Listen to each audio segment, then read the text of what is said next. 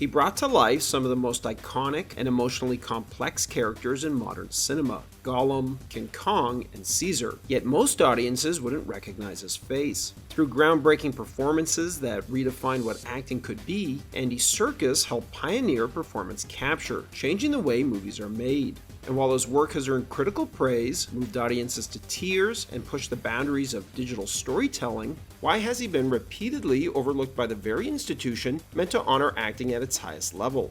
To answer that question, let's dive in and find out why the Oscars keep snubbing Andy Serkis. In the late 90s, fully CGI characters appearing in live-action movies were still in their infancy, until George Lucas raised the bar with The Phantom Menace, populating his films with an array of digital characters, no more infamous than Jar Jar Binks. Ahmed Best, who voiced Jar Jar Binks and performed the character's movements using early motion capture techniques, appeared on set in a physical costume to serve as a reference for the cast and animators. However, while his voice and physical performance shaped the role, all of Jar Jar's facial expressions were created entirely by the animators at I-11 post-production. Around the same time, director Peter Jackson was preparing an ambitious trilogy of his own, The Lord of the Rings. Like Lucas, Jackson planned to bring a fully digital character to life, Gollum. In late '98, his visual effects company, Weta Digital, created an early CGI test of the character to convince the studio it could be done. Once the studio approved the test, the hunt began to find an actor to provide the character's voice. While working as a struggling actor, Andy Serkis got a call from his agent asking if he'd be interested in auditioning to be the voice of Gollum.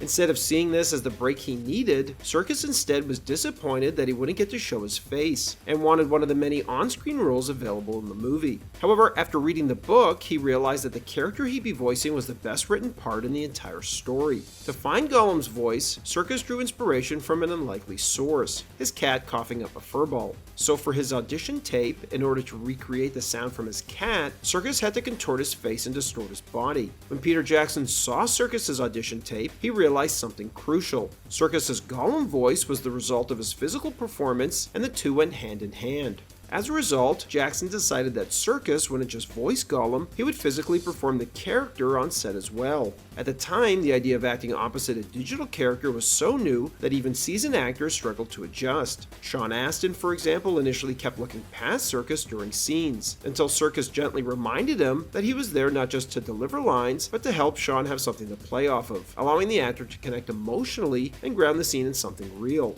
The harsh, guttural voice of Gollum took a serious toll on Serkis' throat and vocal cords, forcing him to drink a concoction he called Gollum juice, a mix of honey, lemon, and ginger between every take, to keep his voice from being destroyed, even though it wreaked havoc on his stomach. Every scene featuring Gollum had to be filmed at least 3 times. First, Andy Serkis performed the role on set alongside the other actors, then the scene was reshot without Serkis, to create a clean plate where the digital Gollum could later be inserted. But it quickly became clear that the cast delivered far stronger performances when they could interact with him directly. Finally, after the rest of the cast had wrapped and returned home, Serkis remained in New Zealand to perform the scene a 3rd time, this time in a motion capture suit, alone in front of a blank screen. The suit was covered in dozens of sensors, feeding the data into a computer so animators could bring Gollum to life with unprecedented realism.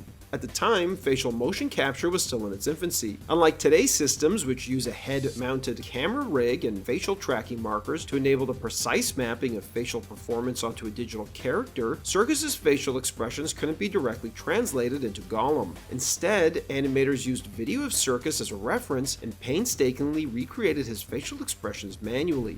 The result would be one of the most groundbreaking performances in cinema history, with a particularly iconic scene in which Gollum debates with himself in a split-personality monologue, showcasing the depth, nuance, and emotional range of Serkis' performance. Industry peers and critics alike recognized the brilliance of his work, with many calling for an Oscar nomination. Even the film's producer, Barry Osborne, led a campaign to secure Serkis an Oscar nod, arguing that if John Hurt could be nominated under a latex mask in The Elephant Man, Serkis should be eligible under a pixel mask. Yet despite the acclaim, the Academy ultimately passed him over. While Serkis' physicality, voice, and facial expressions were central to the character, the film's team of animators also contributed to the final performance, refining and enhancing Serkis' work in post. That collaboration led some voters to question whether the performance truly belonged to Serkis. At the time, performance capture was still a new frontier, and many couldn't grasp that behind the CGI was not traditional animation, but a fully embodied performance. performance.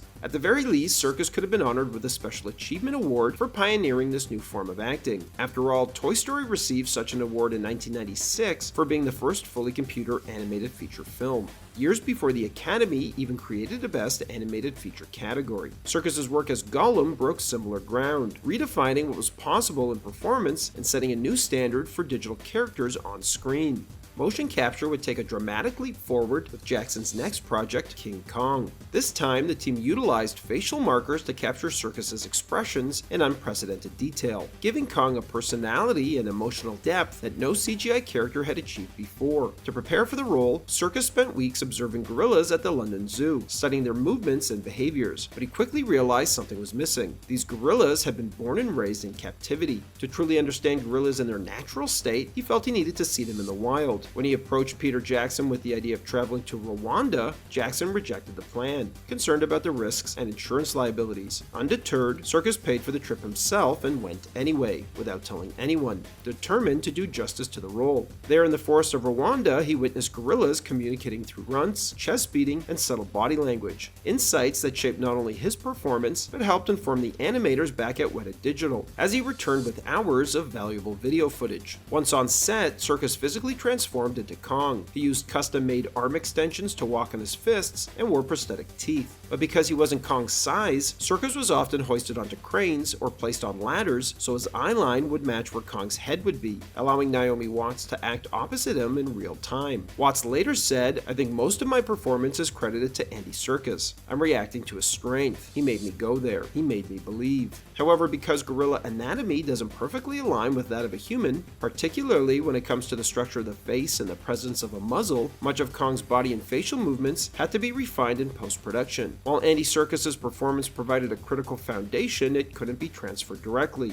Animators used his movements and emotional beats as a guide, but translating them to a non-human form required a layer of interpretation and artistic input. Even with detailed motion capture, the process still relied on human animators to bridge the gap between performance and final character, ensuring that Kong's physicality felt both authentic and emotionally resonant. Even Kong's iconic roar was built on Serkis' breath, which the sound team used as the foundation and layered with other animal sounds. The final result was a digital creature unlike anything audiences had seen before, a fully rendered, emotionally complex character who could go from terrifying to heartbreakingly tender in a single scene. The result of Serkis' work on King Kong was nothing short of exceptional. His performance brought a depth and soul to the character that made audiences forget they were watching a CGI creation. Kong didn't just look real, he felt real, thanks in large part to Serkis' emotionally charged and ultimately tragic portrayal. The pain in Kong's eyes, the gentleness in his movements, and the raw desperation in his final moments atop the Empire State Building moved many to tears. And yet, despite delivering one of the most powerful performances of the year, Serkis was once again passed over for an Oscar nomination.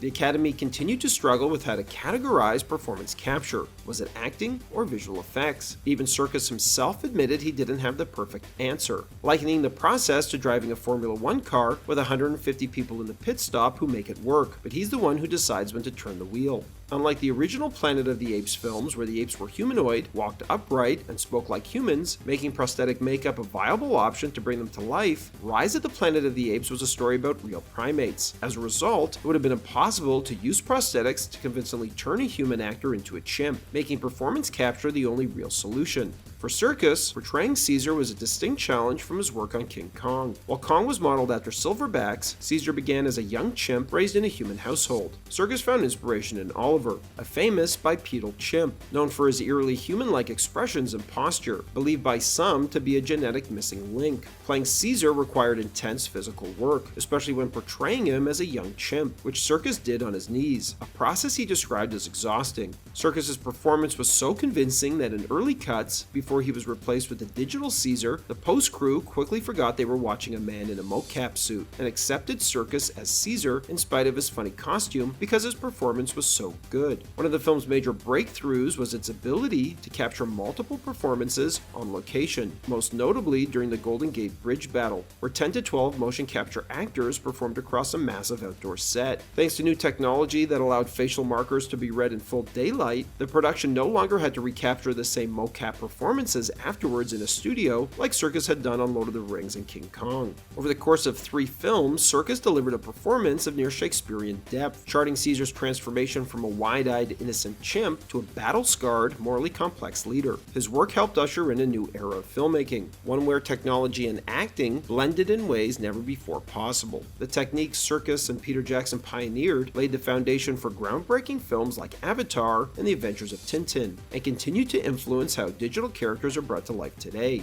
Serkis' impact has even inspired a new generation of actors. Owen Teague, the star of the latest Planet of the Apes film, credits Serkis' performance as King Kong for making him want to become an actor in the first place. And yet, despite changing the language of modern cinema, Serkis still remains unrecognized by the Academy. His work exists in a gray area, where the performance is undeniably his, yet still shaped by animators who refine, enhance, or sometimes reinterpret it altogether. While some argue motion capture deserves its own category at the Oscars, the industry has yet to produce enough performances each year to justify one, and so the Oscar nomination continues to elude him, even as the legacy of his performances becomes impossible to overlook.